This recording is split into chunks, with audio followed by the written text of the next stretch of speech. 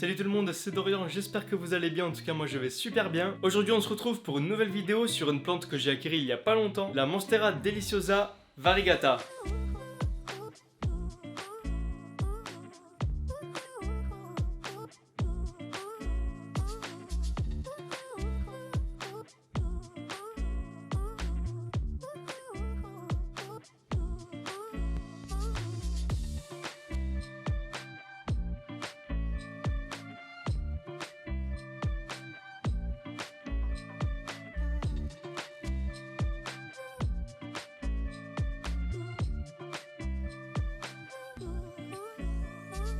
Là voici la beauté, elle pousse avec mes autres plantes, je préfère la mettre là dedans parce qu'il y a beaucoup plus d'humidité et également beaucoup plus de lumière. Je vais la sortir, ça sera beaucoup plus simple. Regardez ces feuilles de fou. La Monstera deliciosa c'est vraiment un coup de cœur. Regardez vraiment ces aberrations chromatiques. Je vais vous expliquer pourquoi elle est de cette couleur. On appelle cette aberration chromatique la variegation, d'où le fait que c'est une Monstera deliciosa variegata. C'est une mutation génétique qui affecte la production de chlorophylle du coup dans les cellules végétales. Les plantes produisent des cellules de chlorophylle et en fait c'est ce qui donne cette couleur verte. Du coup quand les plantes produisent moins de chlorophylle, vous voyez que la couleur devient du coup blanche. Ces plantes variegata sont du coup plus rares et plus recherchées en raison de leurs motifs blancs qui sont vraiment trop beaux. C'est un peu comme si la plante était une œuvre d'art au final, c'est très attrayant pour les yeux. Après il faut quand même savoir que les zones variegata de la plante ont du coup moins de chlorophylle, c'est-à-dire aussi qu'elles sont moins efficaces pour la photosynthèse. C'est pour ça que je préfère la faire pousser dans ma chambre de culture, là où il y a une grosse intensité lumineuse. Comme ça rééquilibre un peu la photosynthèse. Il faut aussi savoir que pour avoir des feuilles variegation, quand une nouvelle feuille pousse, il faut vraiment savoir s'il y a de la variegation ou non. S'il y en a pas, il vaut mieux la couper. La plante poussera sans variegation et après il faudra attendre qu'il y ait une nouvelle feuille qui pousse en espérant qu'il y ait de la variegation. Là par exemple, vous voyez celle-là là-bas, j'ai reçu la plante avec toutes ses feuilles sauf celle-là. Et du coup,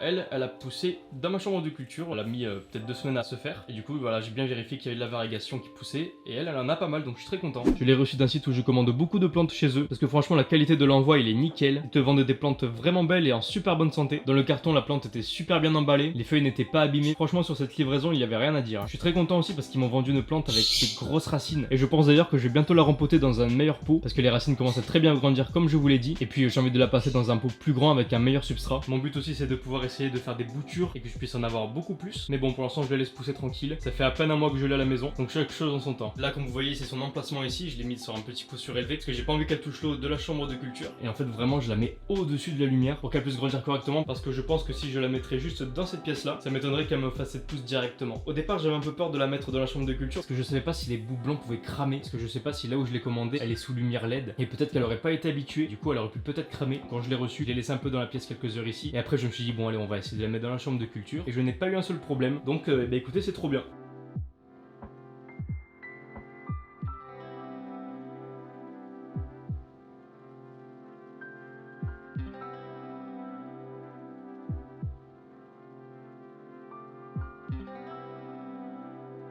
C'est ultra simple de pouvoir s'occuper d'une Monstera deliciosa variegata, du sens où c'est exactement la même chose qu'une Monstera deliciosa classique, sauf que bon je fais quand même un peu plus gaffe parce que c'est une plante qui coûte pas 20 €, vu que c'est une plante rare et bah ça coûte beaucoup plus cher. Celle-ci je l'arrose tous les 7 à 10 jours avec une fois par mois de l'engrais. J'utilisais cet engrais, c'est l'engrais de BioBiz BioGros, c'est un engrais liquide et franchement il fait trop bien le taf, j'ai jamais eu aucun problème non plus, les plantes elles poussent super bien avec ça, donc écoutez j'utilise que celui-là, il me va très bien. Il fait très humide dans ma chambre de culture donc c'est parfait pour une bonne croissance des racines. Ensuite il faut une bonne humidité. Moi dans ma chambre de culture il fait très humide parce que tout simplement c'est que pour des plantes tropicales, donc la plante elle pousse super bien, même les racines elles grandissent de fou. Et aussi une fois par jour je brumise un peu dans la chambre de culture et je brumise quelques gouttes sur les feuilles pour que ces feuilles puissent absorber l'eau. Et puis après écoutez, pas plus, niveau entretien il y a bien pire. La deliciosa variegata je pense que c'est une très bonne plante pour débutants. Il faut tout simplement une bonne source de lumière et une bonne humidité tout simplement. Et après pour la fertilisation c'est une fois par mois, en tout cas moi je mets une fois par mois et la plante elle pousse nickel. Pour ce qui est du substrat du coup je vais faire exactement le même que ma Monstera minima, c'est à dire qu'il y a du terreau bio, de la fibre de coco, de la chips de coco, de la perlite et de la sphaigne. C'est un très bon substrat pour les plantes tropicales. Puis regardez celle-là, elle a super bien grandi. Elle pousse nickel, je suis vraiment trop content, regardez, elle va jusqu'à là-haut. C'est un substrat qui aérera à la fois et qui gardera aussi très bien l'humidité, donc c'est parfait pour ce type de plante.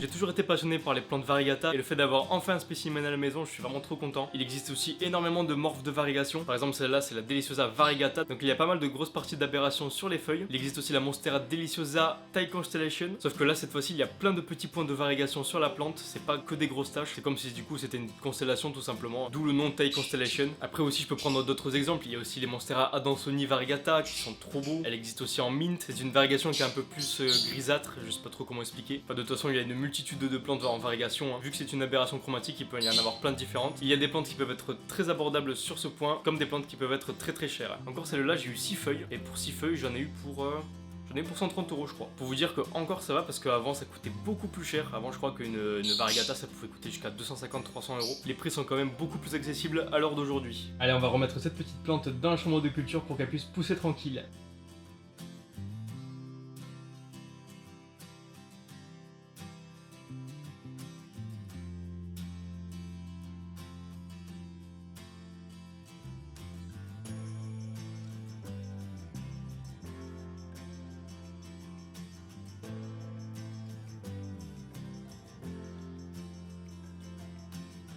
Et voilà les amis, la vidéo est terminée, j'espère qu'elle vous aura plu. N'hésitez pas à me suivre sur mes réseaux sociaux, je poste du lundi au vendredi des petits posts sur mes animaux. N'oubliez pas de liker, de partager, bien évidemment de vous abonner à ma chaîne YouTube, ça me ferait extrêmement plaisir. Sur ce, on se retrouve pour une prochaine vidéo, c'était Dorian, salut tout le monde.